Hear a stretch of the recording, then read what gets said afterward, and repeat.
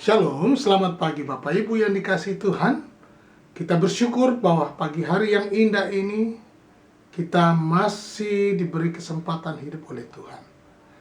Apa yang telah kita lakukan kemarin di dalam membawa kabar baik bagi banyak orang. Bagaimana dengan Bapak Ibu Saudara? Apakah sudah membawa kabar baik itu kepada orang lain? Hari ini kita akan terus menyampaikan kabar baik itu. Mari kita berdoa sebelum membaca dan merenungkan firman Tuhan. Terima kasih Bapa Surgawi buat hari yang baru. Kami bersyukur kepadamu atas kesempatan hidup yang kau berikan buat kami, untuk kami sampaikan kabar baik ke banyak orang. Kami percaya Engkau menuntun dan memberkati kami, menolong kami untuk kami terus menyampaikan kabar baik ini, berita Injil ini kepada banyak orang. Kami percaya keselamatan dari Tuhan datang kepada juga buat mereka, seperti Engkau sudah menolong dan menyelamatkan kami. Dalam nama Tuhan Yesus Kristus, haleluya, amin. Pagi Bapak Ibu, kita akan membaca di dalam 1 Tesalonika pasalnya yang kelima. 1 Tesalonika pasalnya yang kelima,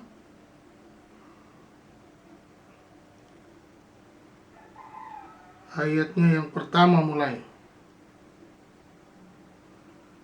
Tetapi zaman dan masa, saudara-saudara, tidak perlu dituliskan kepadamu, karena kamu sendiri tahu benar-benar bahwa hari Tuhan datang seperti pencuri pada malam.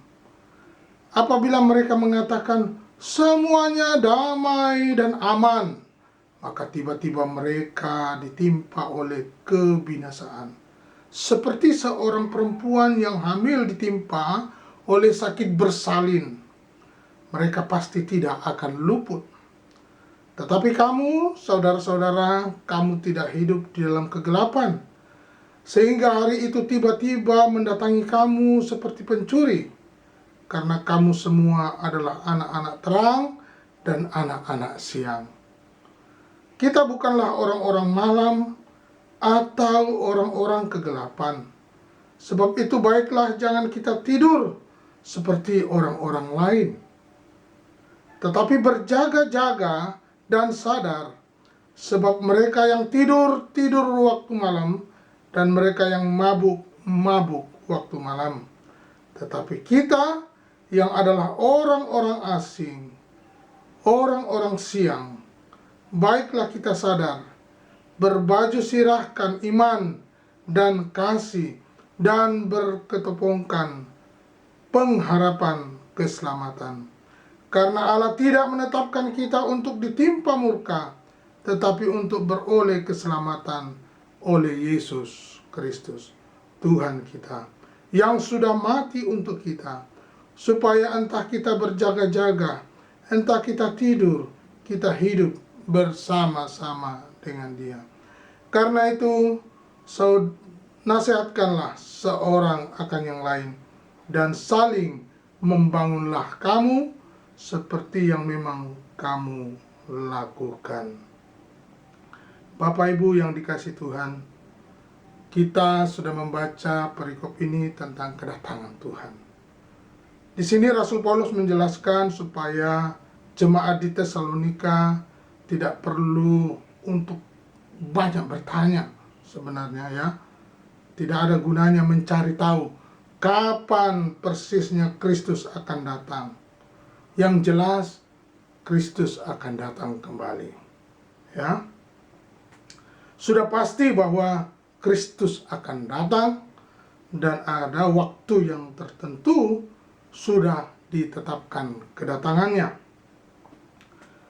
Tidak perlu juga kita harus bertanya banyak. Yang penting kita mempersiapkan diri kita, ya.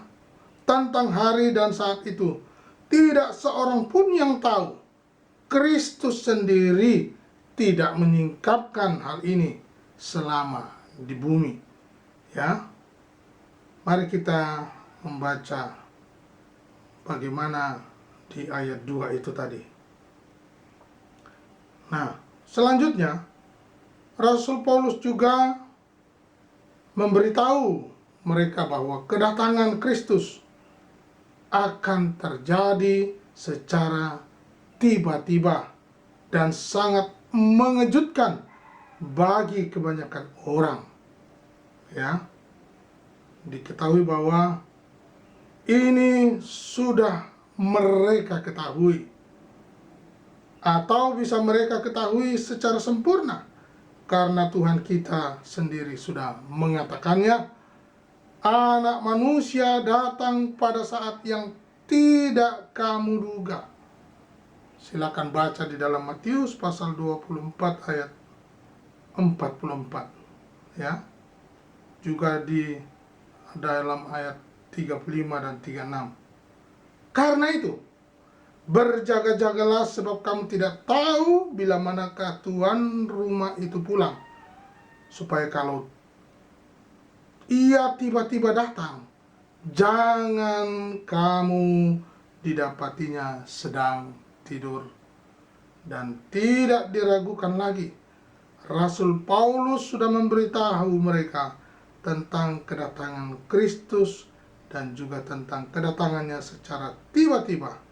Itulah yang dimaksudkan dengan kedatangannya seperti pencuri pada malam hari.